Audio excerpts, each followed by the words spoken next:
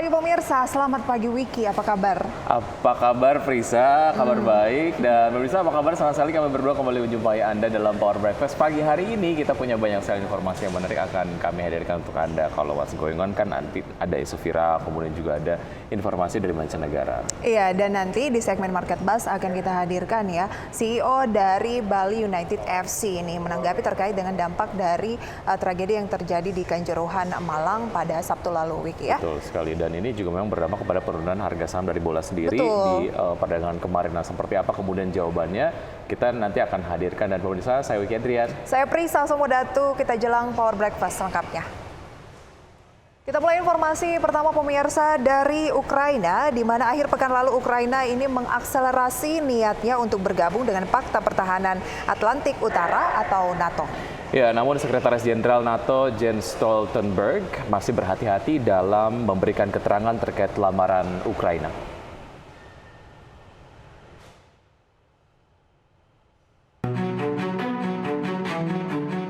Sembilan pemimpin negara anggota NATO pada hari Minggu mendatangi pernyataan bersama yang berisi dukungan terhadap lamaran Ukraina untuk bergabung ke blok tersebut. Kesembilan negara adalah Republik Ceko, Estonia, Latvia, Lituania, Makedonia Utara, Montenegro, Polandia, Rumania, dan Slovakia. Dukungan penuh 9 negara ini didasarkan pada janji NATO terhadap Ukraina dan Georgia pada KTT NATO di Bukares tahun 2008. Saat itu NATO berjanji bahwa suatu hari merdeka dapat menjadi anggota tanpa merinci batas waktu. Tidak hanya itu, dalam pernyataan bersamanya, mereka juga menyatakan tidak akan pernah mengakui upaya Rusia untuk mencaplok wilayah Ukraina manapun dan mendesak anggota NATO lainnya untuk meningkatkan bantuan militer ke Ukraina. Pada hari Sabtu, Presiden Ukraina Volodymyr Zelensky mengumumkan telah mengajukan aplikasi untuk bergabung dengan NATO. Sebelumnya, para ahli telah memperingatkan bahwa proses tidak akan semudah itu. Untuk mengakui anggota baru, NATO memerlukan persetujuan bulat dari semua anggota yang berjumlah 30 negara.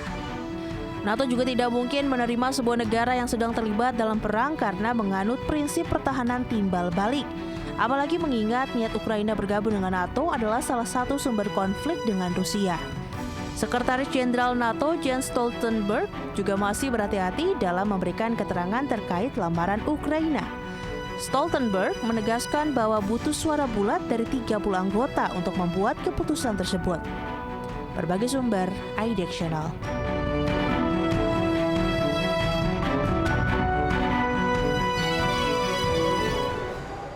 Kayaknya makin panas gitu ya, apalagi Betul. dengan Ukraina sudah hampir mendeklarasikan joinnya ke NATO. Betul sekali, dan sebetulnya tidak semudah itu seperti yang tadi disampaikan bahwa memang perlu persetujuan bulat dari 30 negara anggota NATO sendiri untuk mengakui Ukraina sebagai anggota barunya begitu ya. Ini sebagai sebuah jawaban atas peresmian dalam tanda kutip aneksasi yang dilakukan oleh Rusia maksud saya ke beberapa wilayah Ukraina, dan NATO sendiri juga sudah menyampaikan bahwa apapun peresmian yang sudah dilakukan oleh Rusia ini tidak legal begitu ya, menyalahi aturan. Berarti ada potensi lagi bahwa perang yang berlangsung antara Rusia dan juga Ukraina ini bisa makin panas lagi dong dan berimbas lagi nantinya untuk komoditas ya. Nampaknya demikian, dan pemirsa kita lihat nanti perkembangannya seperti apa.